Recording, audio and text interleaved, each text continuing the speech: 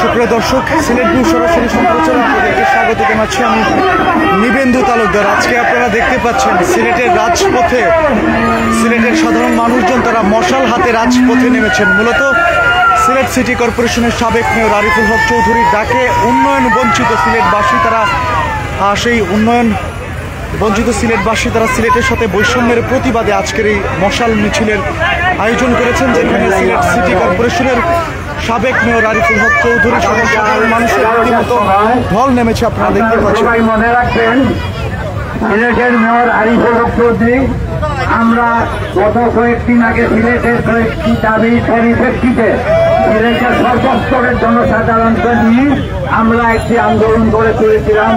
পরবর্তীতে আরিফুল হক চৌধুরী ঢাকা বর্তমান সরকারের প্রত্যেকটা সচিবালয় মন্ত্রণালয়ে গিয়ে ঘুরে করে উনি একটা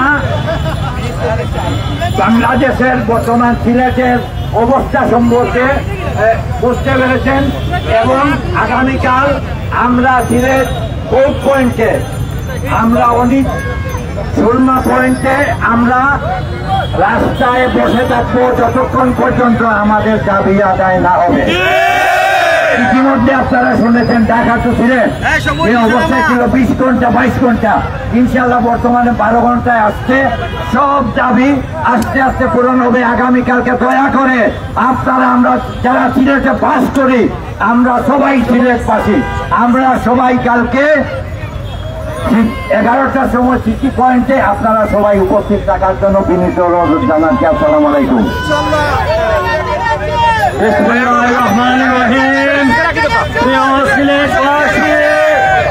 আজকে বিগত 15 দিন আগে যে আমরা কর্মসূচি দিয়েছিলাম, সেই কর্মসূচির ধারাবাহিকতায় আগামীকাল আমাদের দাবি আদায়ের লক্ষ্যে আমরা পৌর পয়েন্টে থেকে সুরমা পয়েন্ট পর্যন্ত সকাল 11 ঘটিকায় অবস্থান ধর্মঘট আমরা সম্মিলিতভাবে ডাক দেওয়া হয়েছে।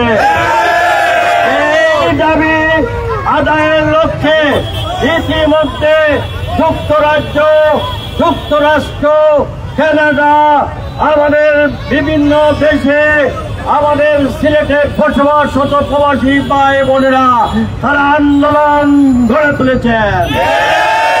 বাংলাদেশের রাজধানী ঢাকা তথা সিলেট বিভাগের প্রতিটি অঞ্চলে সিলেটের জনগণ জেগে উঠেছে।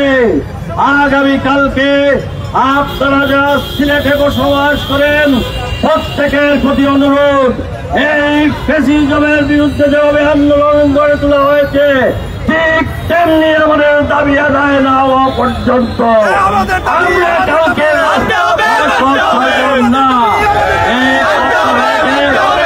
আমাদের সকল নেতা কর্মী, সাংবাদিক, বুদ্ধিজীবী, শিক্ষাবিদ, ব্যবসায়ী, শ্রমজীবী মানুষের প্রতি আহ্বান থাকবে 11টা বাজার সাথে সাথে আপনারা পৌর পয়েন্টে উপস্থিত হয়ে অবস্থান নেবেন। ইনশাআল্লাহ ইনশাআল্লাহ শাহজালালের তলোয়ার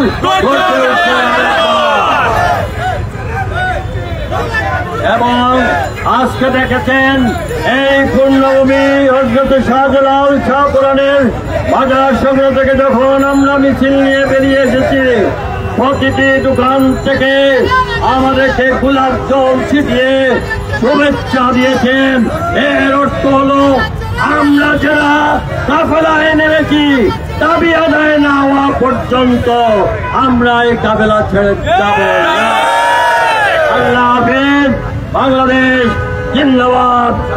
এবং আজকে থেকে আপনারা ঘরে ঘরে প্রত্যেকে গিয়ে প্রত্যেক এলাকা থেকে আপনারা জনগণকে নিয়ে আপনারা কালকে পৌর পয়েন্টে হাজির হবেন এবং মশালের বাস আমার সামনে এখানে নিয়ে আসেন। এখানে আপনারা জড়ো করেন। এখানে শুনছিলেন বৈষম্যের প্রতিবাদে সিলেটবাসী এসে উঠেছেন। তাদের যে দাবি দাবা রয়েছে, অর্থাৎ সিলেটের ক্ষেত্রে সর্বক্ষেত্রে সিলেটকে নিয়ে বৈষম্য করা হচ্ছে, বঞ্চিত রাখা হয়েছে, এরই প্রতিবাদে সিলেটবাসী একত্রিত হচ্ছেন এবং আগামীকালকে তারা বন্দর কোর্ট পয়েন্টে অবস্থান কর্মসূচি পালন করবেন এবং তারা বসে